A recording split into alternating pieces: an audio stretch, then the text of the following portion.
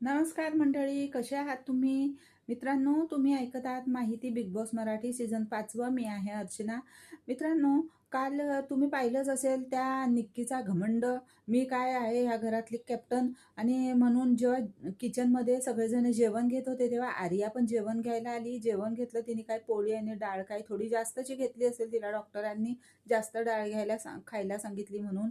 तर लगेच निक्कीने तिला टोकलं, कमी कमी घ्या, पाहून घ्या, सगळ्यांनी थोडं थोडं घ्या, मग पुरत नाही म्हणून. अगं मग तूच कमी खाल्ली असती ना, कशाला कोणाच्या खायवरनं टोकते आणि कशाला कोणाच्या खायमध्ये त्या डिशमध्ये कोणाच्या बघत बसती.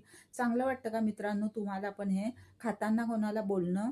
तर तुम्ही कमेंट्समध्ये सांगा, हे तिचं बोलणं तुम्हाला चांगलं वाटलं का मित्रांनो?